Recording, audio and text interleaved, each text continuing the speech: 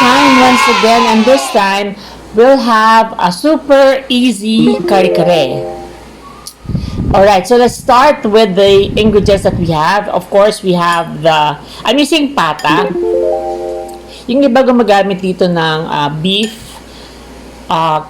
cubes. Ako, I prefer pata, mas malasa siya. And this pata, napakuluan ko na siya for around an hour.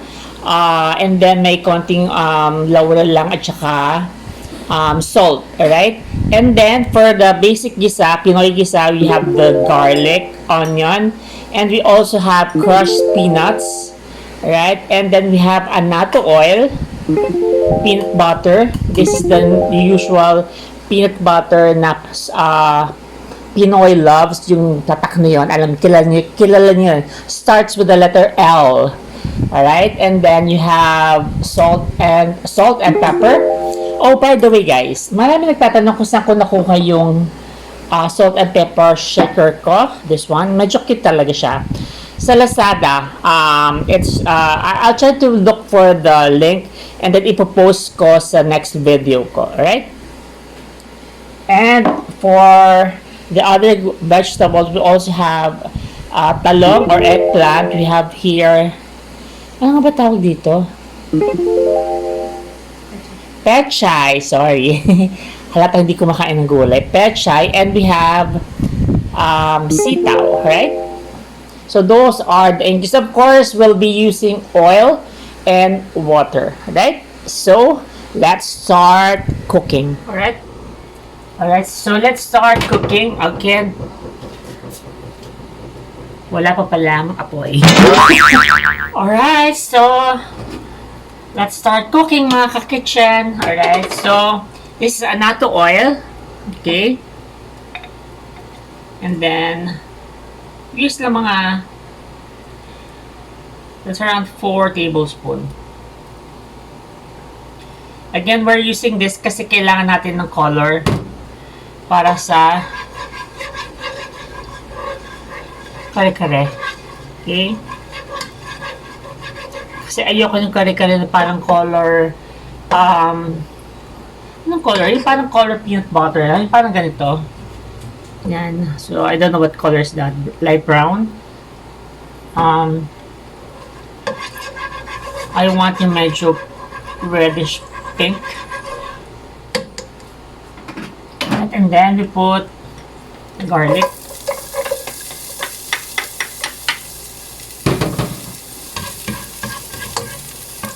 This is just the basic or the usual gisa that we do. Okay.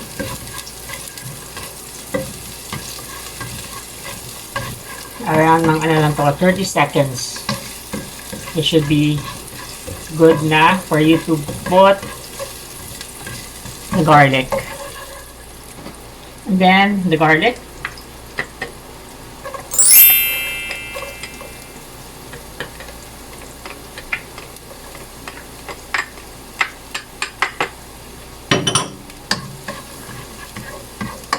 Alright, so after a minute, you can now put the pata. Okay? So, yan, malalaki yung cut natin ngayon kasi yan yung available. Malambot na siya.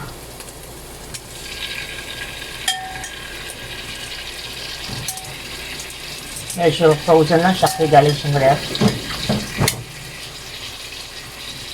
Okay?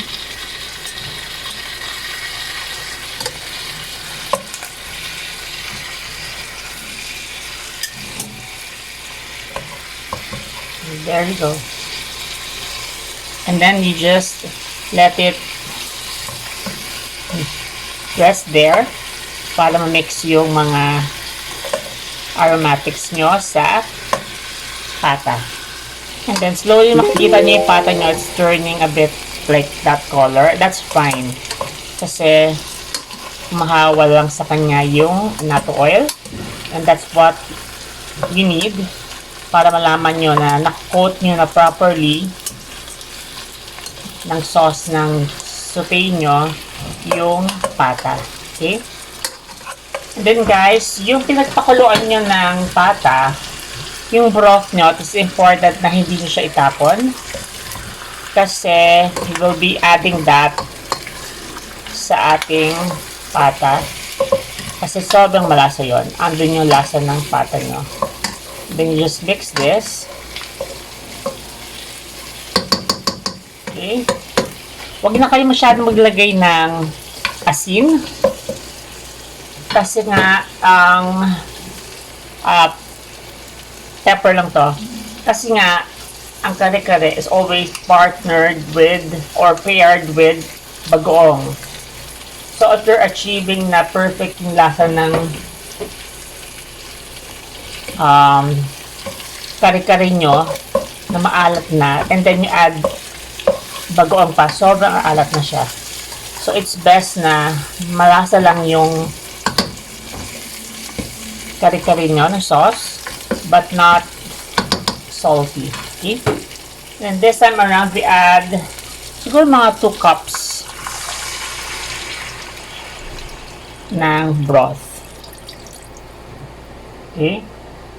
Pag kulang pa, you can substitute naman din water. Yan guys, so nakikita niyo yung color niya. Diba? That's what you want. And hindi na natin ito masyadong papalambutin kasi nga pinalambutin namin siya bago kami nagluto kanina. Now, let's check. Now it's boiling. And this time around, we're gonna put na the peanut butter. Again guys, ito yung famous Pinoy peanut butter. So, gagamit tayo ng mga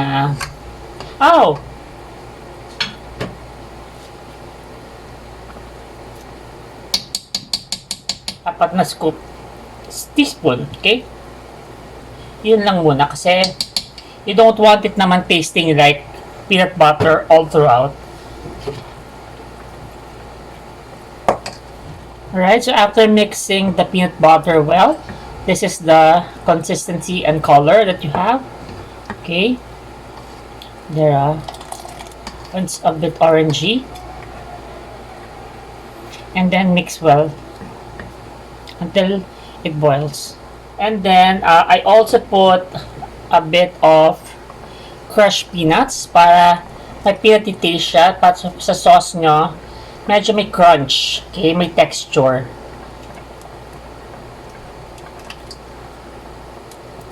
And so mga ano yan, 4 teaspoon, okay? And then you mix. And then we now add the sitaw, okay? Sitaw first.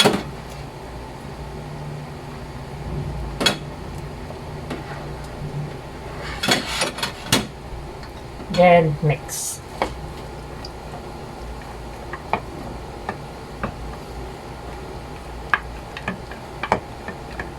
Alright, let's check in. So this time, we're gonna add yung puso ng saging and yung talong natin. Okay?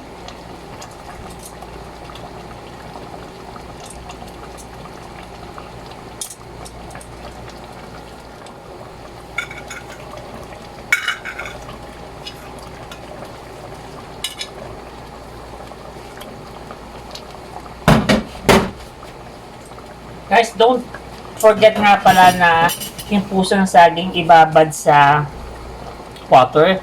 Otherwise kasi mangingitim siya pag hindi.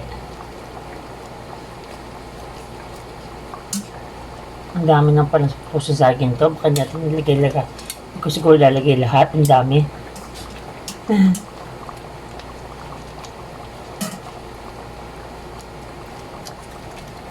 Okay, and then we mix. After mixing it well, put it to a boil, and then the next step, it's ready. Okay, let's just wait for this to boil, and then we add slurry. Just look it up kung ano yung slurry. This is just flour and water para medyo mag-thicken ang ating sauce. Okay, and then you mix.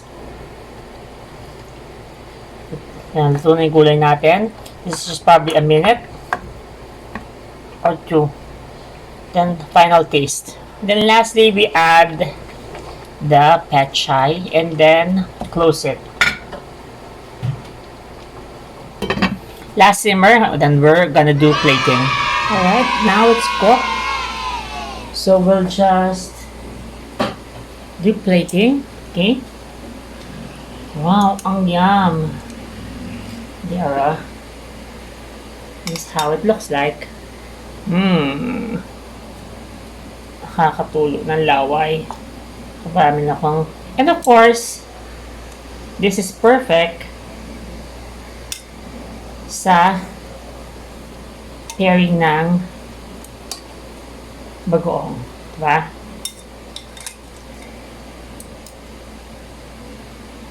Hindi pwedeng walang bagoong.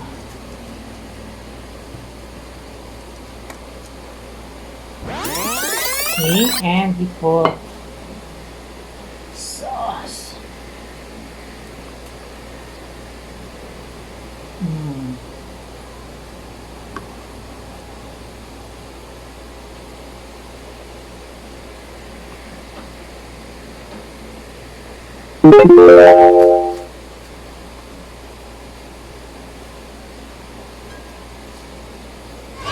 Don't forget to subscribe and like this video. Bye!